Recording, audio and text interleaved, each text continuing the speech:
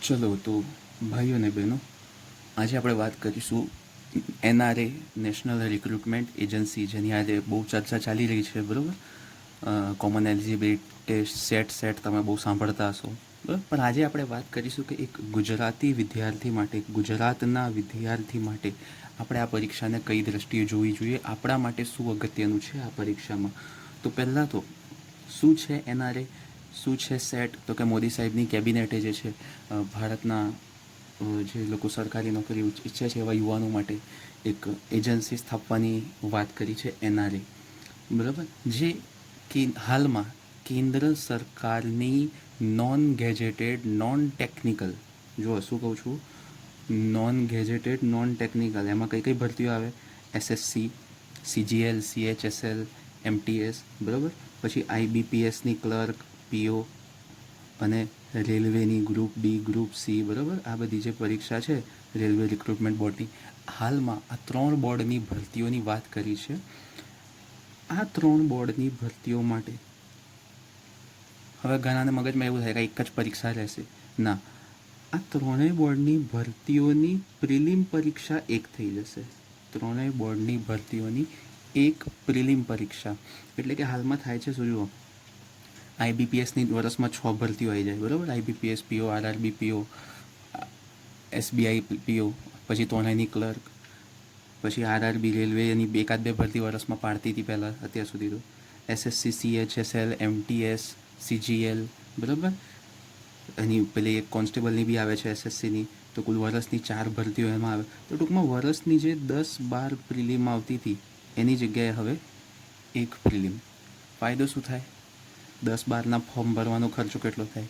10-12ના form ભરવાના તમારે કડાપા, બરાબર. ઘરે આપણે કમ્પ્યુટર, મારા ઘરે તો નથી, બરાબર. જવું પડે દુકાનમાં, ખર્ચો થાય પાછો એનો અલગથી. એની જગ્યાએ એક જ વાર ફોર્મ ભરવાનું, એક જ પ્રિલિમ આપવાની, એક જ પાસ કરવાની, બરાબર. અને મેઇન ફાયદો શું છે? એક પ્રિલિમના માર્ક 3 વર્ષ માટે માન્ય ગણાય. એટલે કે એકવાર તમે પ્રિલિમ પાસ કરી પછી 3 વર્ષ ખાલી તમારે મેન્સ જ આપો ને તોય ચાલે. જો તમે સારા માર્ક આવ્યા છે અને તમે એલિજિબલ છો તો પછી આગલા 3 વર્ષ તમે સિલેક્ટ ના થાય ત્યાં સુધી એકલી મેન્સ જ આપવાની. અને અચ્છા, મેન્સ કોણ લેશે? તો મેન્સ જે તે રિસ્પેક્ટિવ બોડી લેશે. જેમ કે ભાઈ તમે સેટ પાસ કરી અને જોરદાર માર્ક આવી ગયા, બરાબર. તો પછી શું? તો પછી શું હશે કે જો હાલ હિસાબે બહુ ઓછા વિભાગો એવા છે જેમણે તૈયારી બતાવી છે ડાયરેક્ટ સેટના માર્ક પરથી ભરતી કરવાની, બરાબર. સેટના માર્ક પરથી ડાયરેક્ટ ભરતી કરવાની તૈયારી બહુ ઓછા વિભાગોએ બતાવેલી છે. તો થશે શું કે જેમ કે ભાઈ એસએસસી છે કે એની પોસ્ટો છે અમુક, બરાબર. તો તમે આમાં સારા માર્ક લાવ્યા પછી આની મેન્સ તમે આપી શકશો, બરાબર. તમારે બેંક પીઓમાં જવું છે તો આની મેન્સ પણ આપી શકશો, આની મેન્સ પણ આપી શકશો જો સારા માર્ક છે તો, બરાબર. તો આપવાની એકલી મેન્સ જ રહેશે, બરાબર. અને પ્રિલિમ ટૂંકમાં વારે વારે આપવાથી બચી જાઓ. માની લો કે ભાઈ તમે 2021માં સીઈટી ચાલુ થઈ જાય છે અને 2021માં બહુ જોરદાર માર્કે પ્રિલિમ પાસ કરી લીધી, બરાબર. પછી તમે 2024 સુધી ખાલી મેન્સ જ આપી રાખવાની, જ્યાં સુધી તમારી સંતુષ્ટિ ના મળે નોકરી સારી ત્યાં સુધી, બરાબર. તો આ એક બહુ જોરદાર ફાયદો રહેશે આનો. બીજી વસ્તુ એ છે કે આ કોના માટે હશે? તો જુઓ, વર્ષમાં 3 અલગ અલગ સીઈટી લેવાની વાત છે. એક 10 પાસ માટે, એક 12 પાસ અને એક ગ્રેજ્યુએટ માટે, બરાબર.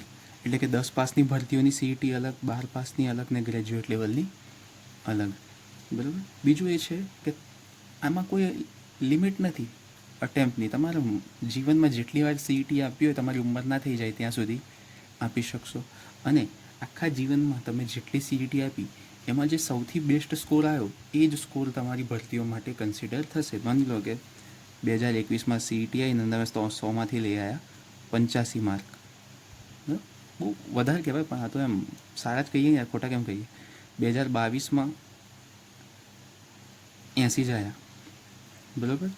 તો પછી બી તમે ભરતીઓમાં ફોર્મ ભરશો ને તો 85 માર્ક જ ગણાશે, બરાબર. એટલે કે માની લો કટ ઓફ 81 ગયું સીઈટી પાસ કરવાનું તો તમે પાસ હશો, ભલે તમારે 2022માં 80 જ માર્ક હતા. ક્લિયર? તો આ એક મેઇન ફાયદો છે. બીજી એક વસ્તુ એ છે કે હાલ સરકારે એવી પણ રજૂઆત કરી છે જો વર્ષમાં 2 વાર આ સીઈટી લઈ શકાય તો સારું, બરાબર. તો તમને વર્ષમાં 2 વાર ચાન્સ મળે, બરાબર. તો એ પણ એક ફાયદો થઈ શકે.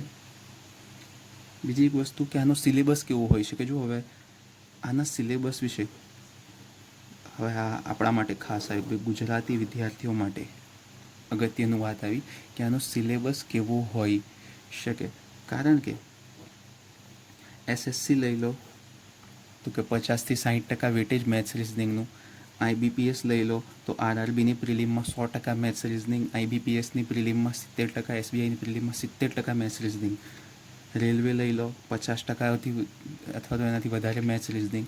એટલે કે હાલમાં જે ત્રણેય બોર્ડની ભરતીઓ ભેગી કરવાની વાત છે એમાં 50થી 100% વેટેજ પ્રિલિમમાં મેથ્સ અને રિઝનિંગનું હોય છે, બરાબર. તો આપણે એમ કહીએ ભાઈ આખા ભારત માટે કોમન કરે તો 100% તો ના લે, પણ 50% વેટેજ ફરીથી મેથ્સ અને રિઝનિંગનું થઈ શકે, બરાબર. એટલે કે ભાઈ મેથ્સ રિઝનિંગ પર ભાર આપવો પડશે. અને આપણે ગુજરાતી ભરતીઓમાં કેવી આદત પડેલી છે, બિન સચિવાલય હોય તો કે 12% મેથ્સ રિઝનિંગ, 15%, બરાબર. જીપીએસસી 1-2 આપવા જાઓ તો એ માંડ 12.5% કે એવું કંઈક મેથ્સ રિઝનિંગ હોય, બરાબર. તો આપણી ગુજરાતી ભરતીઓમાં આદત કેવી પડેલી છે કે 12.5%થી 15% મેથ્સ રિઝનિંગ હોય. જ્યારે સીઈટી આવશે તો શક્યતા છે કે 50% વેટેજ મેથ્સ રિઝનિંગને મળે. અને જ્યારે 50% વેટેજ મેથ્સ રિઝનિંગનું હોય તો પછી આપણે એમાં થોડી વધારે મહેનત કરવી પડે. અને એમાં પણ આખા ભારતના વિદ્યાર્થીઓ જોડે કોમ્પિટિશન કરવાની છે, બરાબર. તો ત્યારે મેથ્સ રિઝનિંગ બહુ જ એક લેવલનું ભણવું પડશે, બરાબર. ત્યાં પછી ચીલાચાલુ ટ્રિક્સ નહીં ચાલે, ત્યાં હવે દેશી મેથડ નહીં ચાલે, બરાબર. ત્યાં ઉપર છેલ્લું નોલેજ નહીં ચાલે, બરાબર. તો બહુ વધારે મહેનત કરવી પડશે. મેથ્સ રિઝનિંગમાં બીજું શું થશે કે એમાં જે જીએસ આવશે કે જીકે આવશે એ પણ ભારતનું હશે કે ભાઈ ઇતિહાસ પૂછાશે, ભારતનું પૂછાશે, ભૂગોળ પૂછાશે, ભારતની પૂછાશે. જો પૂછાશે તો, કારણ કે આમાં શું છે, બેન્કિંગની ભરતીઓ પોતાની પ્રિલિમમાં નથી માંગતી જીકે, તો કદાચ પ્રિલિમ લેવલે જીકે ના પણ હોય, પણ જો હોય તો ભારત લેવલનું હોય. અને એના માટે જો રેલવે અને એસએસસી આ બેમાં જે જીકે આવે છે એ ક્યાંથી આવે છે, મોટાભાગનું જે છે એના માટે તૈયારી કરે છે ક્યાંથી કરે છે, લુસન્ટ જીકેનું જે આવે છે ભારતનું, બરાબર. જીકે એ ઘણું બેઝિક સોર્સ છે આ બધી પરીક્ષાઓનું જીકે માટે, બરાબર. તો જે લોકોને પણ આમ છે ભાઈ એડવાન્સથી સીઈટી માટે પણ કામ લાગે એવી રીતે તૈયારી કરીએ તો મેથ્સ રિઝનિંગ પર ફોકસ કરી શકો, લુસન્ટ જીકે પર ફોકસ કરી શકો, બરાબર. તો એક આ ફાયદો છે કે હાલથી જ જો તમે તૈયારી ચાલુ કરી દો તો જ્યારે પહેલી જ સીઈટી આવે તો પહેલાં ગાયે જે છે તમે એને પાર કરી દો. કેન્દ્ર સરકારે જે છે આના ગઠન માટે ઘણો સારો બજેટ ફાળવ્યો છે, 1517 કરોડ રૂપિયાની આસપાસ, બરાબર. અને ઓનલાઈન પરીક્ષા હશે અને મોટાભાગે પ્રિલિમ તો એમસીક્યુ બેઝ જ હશે પરીક્ષા, બરાબર. ટૂંકમાં આપણો ફાયદો કેટલો છે જુઓ ભાઈ, એક તો 12 ભાષાઓમાં પરીક્ષા લેવાશે. એવું નથી કે ભાઈ ખાલી ઇંગ્લિશમાં જ હશે. હાલમાં 12 ભાષાઓમાં પરીક્ષા લેવાની છે, તો એ ટેન્શન ના લેતા કે બધી ઇંગ્લિશમાં હશે, કેન્દ્ર સરકારની પરીક્ષા હશે તો. અને જે છે દરેક જગ્યાએ સેન્ટર હશે. કેન્દ્ર સરકારે જે બજેટ ફાળવ્યું છે એનો મોટાભાગનો હિસ્સો જે છે જે એસ્પિરેશનલ ડિસ્ટ્રિક્ટ છે આપણા 117 જિલ્લા છે લગભગ, બરાબર. તો એમાં પરીક્ષા કેન્દ્રો એટલે કે લગભગ તમે ફોર્મ ભરશો તો તમારામાં જિલ્લામાં પરીક્ષા લેવાઈ જાય એવી ગોઠવણ સરકાર કરવા માંગે છે. બહુ સારું છે, આપણા માટે જ ફાયદો છે, બરાબર. આવું થઈ જાય તો. અને જો જે હાલમાં તકલીફ છે ભાઈ, ઘણા લોકો પ્રિલિમ પાસ કરે, મેઇન્સ આપે ને એનાથી આગળ પછી ન વધી શકે તો પાછું મીંડાથી શરૂઆત કરવી પડે. એની જગ્યાએ થાય શું કે ના ભાઈ પ્રિલિમ તો તમે પાસ કરી હતી ને, લો 2 વર્ષ સુધી ખાલી મેન્સમાં હજી ટ્રાય કરો, બરાબર. તો એક સારી ઓપોર્ચ્યુનિટી છે આ પરીક્ષા. અને જો જે લોકો હાલ કોલેજમાં છે, 1-8 વર્ષ બાકી છે પતવાનું, એ લોકો ખાસ આની તૈયારી કરી શકે છે, હાલથી જ ચાલુ કરી શકો છો, બરાબર. મેં તમને કીધું એમ ભલે ઓફિશિયલ સિલેબસ બહાર નથી પડ્યો પણ તમે છેદગણ લઈ લો એસએસસી આઈબીપીએસ આરઆરબીના સિલેબસનો, બરાબર. તો મિનિમમ 50% એમાં મેથ્સ રિઝનિંગ આવે, બાકીનું જીએસ આવી શકે, બાકીનું બેઝિક ઇંગ્લિશનું નોલેજ આવી શકે, કારણ કે આઈબીપીએસમાં અને એસએસસીમાં બેઝિક ઇંગ્લિશ માંગે છે, ચેક કરે છે, બરાબર. તો એ હોઈ શકે છે. તો હોઈ શકે પણ એટલું તો ફિક્સ છે કે ભાઈ મેથ્સ રિઝનિંગ રહેવાનું છે. કેમ?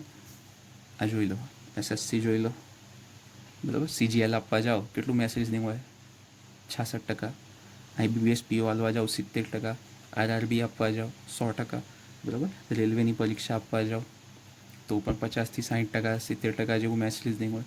તો મેથ્સ રિઝનિંગ વગર જે છે આ સેટ પાસ થાય એવું લાગતું નથી. બરાબર. તો જો તમે પ્રિલિમ એકવાર, મેન્સ બાર બરાબર વાળી પરીક્ષા માટે કંઈક વિચારતા હોય કે ભાઈ આગળ વધતા આપણે કેન્દ્ર સરકારમાં નોકરી લેવી છે, બરાબર, તો એક સારો ઓપ્શન આવી જશે 2021થી. આ વર્ષે તો નહીં આવે, બરાબર. કદાચ આવતા વર્ષથી જે છે સેટ ચાલુ થઈ જાય અને આવતા વર્ષથી એટલે કે જે લોકો કોલેજના લાસ્ટ યરમાં છો એમના માટે સેટ એક બહુ સારી તક બની શકે છે. કોલેજ પાસ કરીને સીધું જ કેન્દ્ર સરકારની નોકરી લેવાની, બરાબર.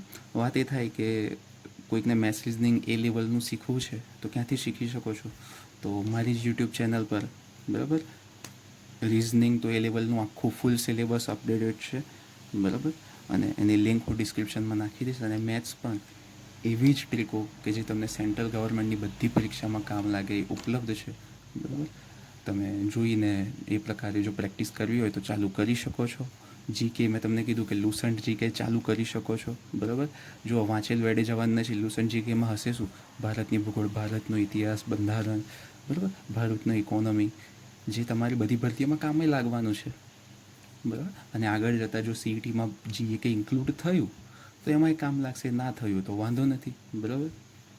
તો આ હતી સીઈટી વિશે જે છે મને લાગ્યું કે જેટલી જણાવવા જેવી ડિટેલ હતી, બરાબર, એ તમારા માટે લઈને આવી ગયો. બાકી આપણી જે ડેલી તૈયારી છે તો ચાલુ જ રહેશે. લાઇક, શેર, સબસ્ક્રાઈબ કરતા રહેજો, જોતા રહેજો.